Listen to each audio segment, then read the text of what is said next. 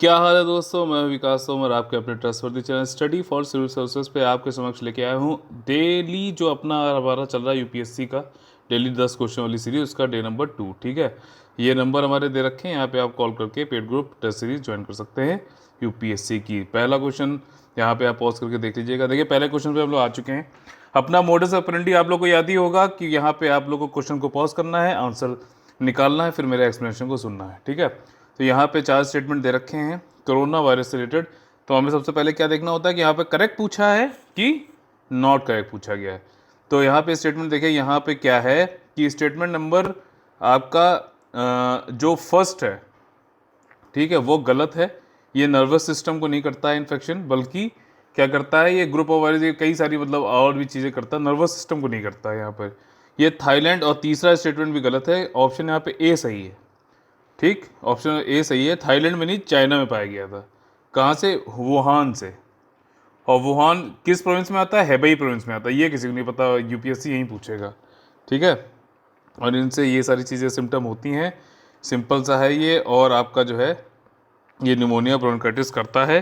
कुछ और इससे रिलेटेड चीज़ें क्या क्या हैं कि आपका जो है कोरोना वायरस, ये ग्रुप ऑफ वो है, मुख्य रूप से स्तनधारियों में मैमल्स मतलब बीमारियों का कारण बनता है। ठीक है, अधिकांश कोरोना वायरस खतरनाक नहीं होते हैं, हालांकि उनमें से कुछ गंभीर जो है प्रकार के होते हैं। इसी तरीके से मिडिल ईस्ट रेस्पिरेटरी सिंड्रोम से लगभग 858 मर गए थे अभी तक जिसके कोरोना वायरस कोविड-19 की वजह से कितने मर चुके हैं?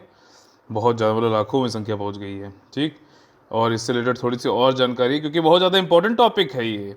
इसमें देखिए कुछ सिम्टम जो है ड्राई कर्व, हो सकता है यहीं पूछ ले, बताइए कौन कौन सिम्टम है, कौन कौन से नहीं है। तो यहाँ पे इसको देख लीजिए। रेस्पिरेटरी, फीवर, बुखार, थकान, इसको फटीग भी बोल सकते हैं आप, सांसों की कमी, सूखी खांसी। ठीक, कोविड-19 ये नोवल कोरोना वायरस चाइना में ढूंढा गया है, हेबई प्रोविंस याद रखिएगा, वुहान में। ठीक है, इसका सेकंड क्वेश्चन पे आएंगे। अच्छा, ये कुछ और भी हैं, किडनी फेलियर, ये सब। सेकंड क्वेश्चन पे आ जाते हैं। सेकंड क्वेश्चन में क्या है, यहाँ पे कुछ स्टेटमेंट अकबर से रिलेटेड, मुगल पीरियड के अकबर से रिलेटेड दे रखे हैं।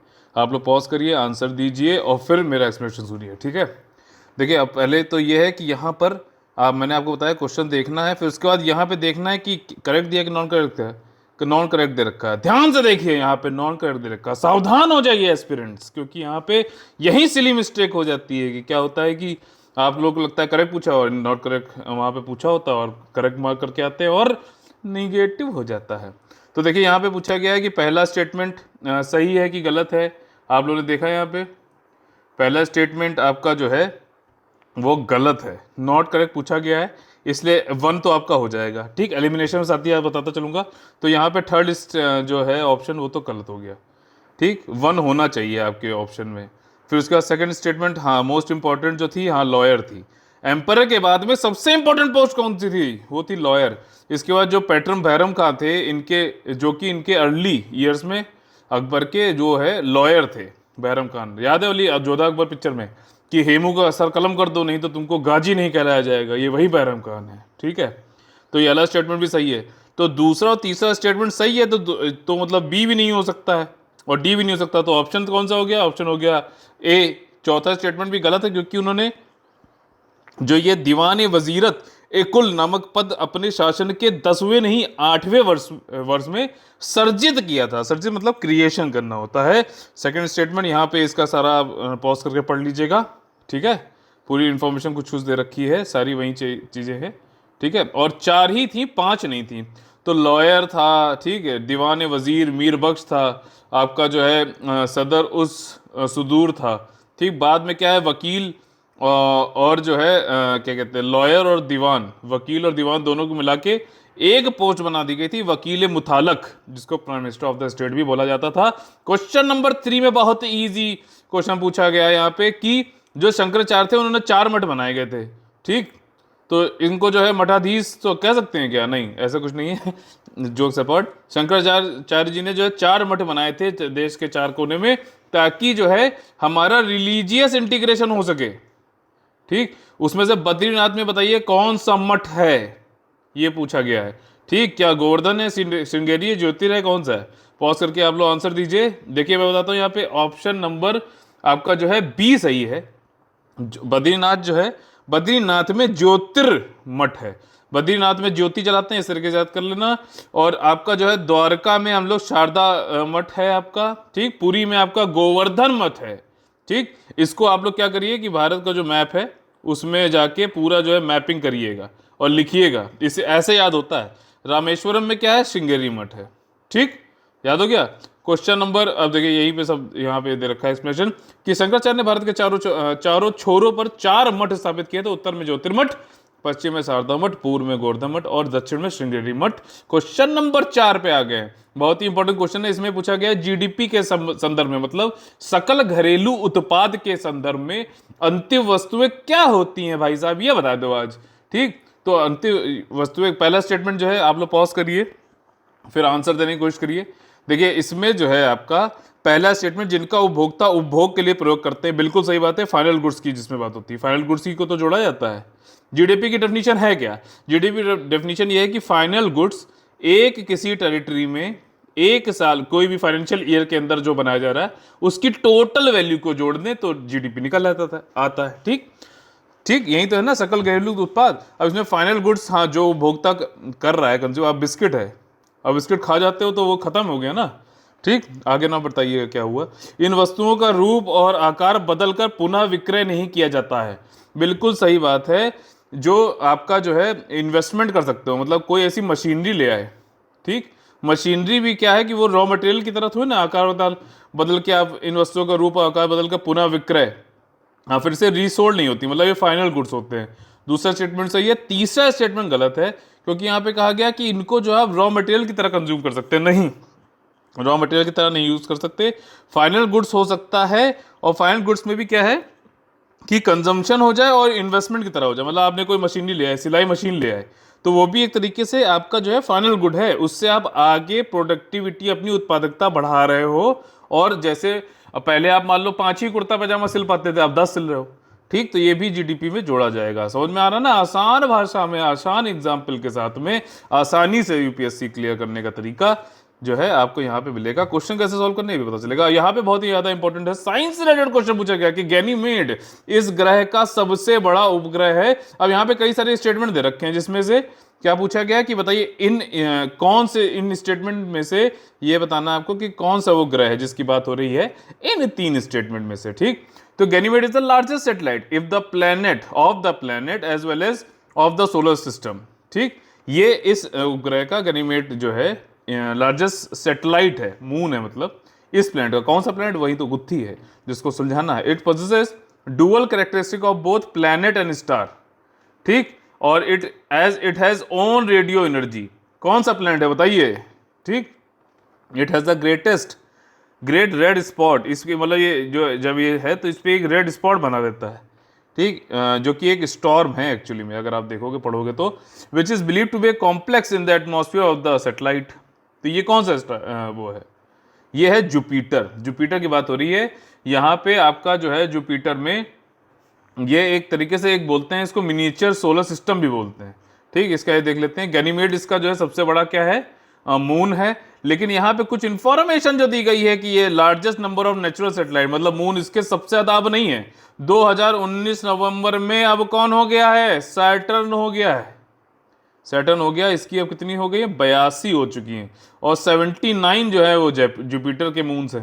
सबसे ज्यादा मून किसके हो गए हैं, अब ध्यान रखना, सबसे ज्यादा मून हो गए 82 आपके सैटर्न के, ठीक। लार्जेस्ट प्लेनेट है, जैसे जुपिटर आपको याद है ना, साबू जो था चाचा चौधरी वाले, वो कहाँ से आया था। मतलब ये सब चीजें इसलिए बताता हूँ ताकि आपको याद रहे, कनेक्ट हो जाए।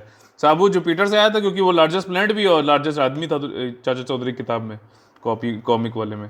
The planet of solar system which rotates on its axis, ठीक, विद मैक्सिमम स्पीड, ठीक है, बिल्कुल सही बात है, ठीक है। आगे है, वो among the following became the prime minister of India, prime minister without being, मतलब कौन सा ऐसा प्राइम मिनिस्टर बना जो पहले चीफ मिनिस्टर नहीं था। बहुत ही इजी क्वेश्चन है। चंद्रशेखर जी जो थे वो पहले सीएम नहीं बने थे, डायरेक्ट पीएम बन गए थे 91 के बाद, मतलब वही जब मंडल कमीशन के बाद वीपी सिंह को हटाकर चंद्रशेखर बने थे। अगर आपको थोड़ा भी पॉलिटिकल में इंटरेस्ट है तो आपको पता चल गया होगा। क्वेश्चन नंबर 7 में पूछा गया है यहाँ पे क्वेश्चन, पॉलिटिक्स और हिस्ट्री से दोनों का मिक्स टाइप का क्वेश्चन है। ऐसे क्वेश्चन ऑफ पॉलिटिक्स यूपीएससी बना रहा है। पूछ रहा है कि द ब्रिटिश सोवर्निटी, स्वतंत्र भारत में ब्रिटेन की प्रभुता बनी रही, जब भारत स्वतंत्र हो गया, कब हुआ, 15 अगस्त को, तब भी जो है ब्रिटेन की प्रभुता बनी रही। क्या स्टेटमेंट सही है? असर्शन में यही देखिए क्या होता है, दोनों स्टेटमेंट को अलग अलग देखो कि ट्रू है कि फॉल्स है।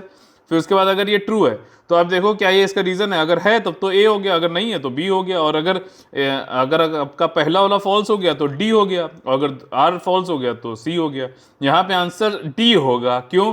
ब्रिटिश सॉवरेनिटी आपको याद होगा 18 या फिर 20 जुलाई को इंडियन इंडिपेंडेंस एक्ट जो पास हुआ था 1947 में, उसमें ये कहा गया था कि जब से 15 अगस्त के बाद से जो है ब्रिटिश सॉवरेनिटी खत्म हो जाएगी फ्री इंडिया में, तो ये कैसे सही हो सकता, नहीं हो सही हो सकता। ठीक, तो डी आंसर हो गया यहाँ पे। और बट आर जो है वो ट्रू है कि ब्रिटिश सॉवरेन अपॉइंटेड स्वतंत्र भारत में अंतरिम गवर्नर जनरल की नियुक्ति की गई थी। वो अंतिम गवर्नर जनरल कौन थे वो आप लोग को किसमें बताना है, कमेंट बॉक्स में बताना है, प्लीज बताइए आप लोग, आपकी प्रैक्टिस के लिए, आपकी ज्यादा अच्छे बेहतरी के लिए पूछ रहा हूं मैं आपसे। यहाँ पे कुछ स्टेटमेंट दिए गए हैं क्वेश्चन नंबर 8 में, जो कि कर्नाटिक वॉर से रिलेटेड है। कर्नाटिक वॉर अगर आपने अच्छे से पढ़े होंगे तो आपको याद कर ले जाओगे, लेकिन मैंने जैसे आपको पहले बताया है कि आपको एक देखना है स्टेटमेंट अच्छा ही है, लेकिन फिर यहाँ पे देखना है कि क्या करेक्ट पूछा है कि नॉट करेक्ट पूछा है। तो यहां पे ध्यान से देखिए एस्पिरेंट्स, सावधान, क्योंकि यहां पे नॉट पूछा गया। सिली मिस्टेक से मैं आपको मेरी आवाज जो है इस तरीके से चिल्ला चिल्ला के आपको बता रहा हूं ताकि याद आ जाए। आप लोग वहां पे याद रखो, चाहे जितना भी प्रेशर सिचुएशन हो वहां पे गलत ना करो। तो देखिए पहला स्टेटमेंट है कर्नाटिक वॉर इज ऑल्सो, अब यहाँ पे पॉज करके आप लोग देख लेना, ठीक, पॉज करके देख लेना कि कौन कौन सा स्टेटमेंट सही है, कौन कौन सा गलत है। ठीक, तो यहाँ पे गलत पूछे गए हैं। तो पहला स्टेटमेंट यह है कि second Carnatic war is also known as battle of Wandiwash. नहीं, वांडीवॉस कब हुआ था? 1760 में हुआ था, जिसकी वजह से जो है ऐसे याद रखो कि वॉश हो गए थे आपके कौन, फ्रेंच जो है वॉश हो गए थे इंडिया से इस तरीके से। लेकिन ये सेकंड में नहीं थर्ड में हुआ था, तो पहला वाला गलत हो गया। और तो ये इस तरीके से 3 ऑप्शन हुई, ये वाला गलत हो गया, ये वाला नहीं हो सकता सी ऑप्शन, क्योंकि यहाँ पर नॉट करेक्ट पूछा गया है। ठीक, फिर दूसरा जो फर्स्ट कर्नाटिक वॉर जो है वो एक्सटेंशन था आपका Anglo French rivalry in Europe. बिल्कुल सही बात है, पहला स्टेटमेंट सही है। फिर इसके बाद ये कहा गया है कि जो पेरिस 1763 की संधि के अनुसार फ्रांसीसी को केवल व्यावसायिक उद्देश्य के लिए भारतीय बस्तियों का उपयोग करने की अनुमति दी गई थी। बिल्कुल सही बात है, बिल्कुल सही बात है। कोई भी, अब क्योंकि मैंने आपको बताया ना 1760 जो वंडी वॉश हुई थी, बैटल ऑफ वंडी वॉश के बाद तो वॉश हो गए फ्रेंच। तो 1763 में जो ट्रीटी ऑफ पेरिस हुई उसमें खाली कहा गया भैया कमर्शियल पर्पस के लिए रहो, यहाँ पे कोई फोर्टिफिकेशन या फिर किला विला बनाने की कोई जरूरत नहीं। तुमको समझ में आया? अब हम राज करेंगे यहाँ पे, हम कौन, माई बाप, मतलब ब्रिटिशर्स। ठीक, चौथा स्टेटमेंट जो है पहला कर्नाटिक वॉर जो है उसका पीरियड पूछा गया है, थोड़ा सा फैक्चुअल स्टेटमेंट है। 1740 से लेके 1750 बोला गया है, बल्कि ये होना मतलब ये गलत है स्टेटमेंट, क्योंकि 48 तक चला था। तो इसलिए जो है बी ऑप्शन यहाँ पे सही हो जाएगा। यहाँ पे एक्सप्लेनेशन हम देख लेते हैं। देखिए यहाँ पे ये यही सारी बातें बताई गई हैं। पहले स्टेट कर्नाटिक वॉर के बाद जो ट्रीटी हुई थी उसका नाम था ट्रीटी ऑफ एक्सला चैपल, 1748 तक चला था। सेकंड कर्नाटिक वॉर जो हुआ था 4954 तक हुआ था। इसकी वजह से जो है ये इनकंक्लूसिव था। ठीक, लेकिन ये फ्रेंच पावर जो है साउथ इंडिया में इसकी खत्म कर दी गई थी अंग्रेजों के मुकाबले अगर देखा जाए। थर्ड कर्नाटिक वॉर के बाद ही जो है आपका बैटल ऑफ वंडी वॉश हुआ था, जिसमें वॉश हो गए थे आपके फ्रेंच वाले। ठीक, और उसके बाद ट्रीटी ऑफ पेरिस जो है French were allowed to use Indian settlement सिर्फ जो है पर्पस, कमर्शियल पर्पस के लिए था, और फोर्टिफिकेशन ऑफ सेटलमेंट जो है बैन कर गया था। उसके बाद जो है क्वेश्चन नंबर 9 बहुत ही सिंपल क्वेश्चन है। इंडियन मानसून, मानसून का मतलब क्या होता है? मौसम का मतलब क्या होता है? रिवर्सल ऑफ विंड्स, यही तो मतलब होता है रिवर्सल ऑफ विंड्स। कभी हो सकता है यही क्वेश्चन भूल ले। तो इसने पूछा गया कि इंडियन मानसून इज के परिवर्तन से संकेतित होता है, मौसम के परिवर्तन की या किसके कारण से होता है। तो ये देखना, जब भी ऑप्शन जो दे रखे हो उनके हिसाब से अगर आपको कोई भी ऑप्शन अगर सही लग रहा है, ठीक, तो उसको कर लेना। अब यूनिफॉर्मिटी ऑफ टेम्परेचर तो बिल्कुल नहीं हो सकता। कूल एयर सेंट्रल एशिया मतलब कजाकिस्तान, उज्बेकिस्तान जगह से तो बिल्कुल नहीं आती है। तो यहाँ पे टेम्परेचर डिफरेंस है बिटवीन लैंड एंड ओशियन। अगर आप बिल्कुल लिटरल बेसिक मीनिंग देखोगे इंडियन मानसून का, तो ये स्टेटमेंट बिल्कुल सही है। इसलिए यहाँ पे ऑप्शन नंबर ए आपका सही हो जाएगा। आखिरी क्वेश्चन पे आज आ गए हैं आप लोग को, बहुत ही ज्यादा आज सही मजा आया होगा। अब यहाँ पे एग्रीकल्चर ज्योग्राफी मिक्स टाइप का क्वेश्चन है कि कॉटन जो है आपको दो करेक्ट पूछा गया है, पहले देख लेना, नहीं तो क्या हो जाता है, सावधान दोस्तों वाली बात हो जाती है। Cotton is a rabi crop, नहीं, बिल्कुल गलत है। तो पहला स्टेटमेंट ये भी गलत हो गया, ये भी गलत हो गया। बी और डी में से एक हो सकता है। गुजरात और Maharashtra the major cotton producing states in India, क्या स्टेटमेंट सही है? बिल्कुल सही है। India is the largest producer of cotton in the world, बिल्कुल गलत है, क्योंकि China is the largest producer of corona virus in the world. Oh नहीं नहीं नहीं नहीं, चाइना इज अ कॉटन, ठीक है ना। मजाक तेरे से बता रहा हूँ कि कॉटन का भी प्रोड्यूसर चाइना कई मायनों में ऊपर है, कोरोना के मामले में भी आगे निकल गया है। इस तरीके से यहाँ पे हमारा पूरा सेशन खत्म होता है, और आप लोग को अगर अच्छा लगा हो तो प्लीज सब्सक्राइब करें, लाइक करें, शेयर करें, और सब्सक्रिप्शन एकदम फ्री है, तो इसमें बिल्कुल भी बेझिझक आप लोग करें। और अगर आप लोग को यहाँ पे कोई भी हमारा ग्रुप ज्वाइन करना है तो आप लोग ये नंबर डायल कर सकते हैं। जय हिंद, जय Bharat, all the very best है, लगे रहिए, ठीक है, और अपना सिलेक्शन पूरा करिए।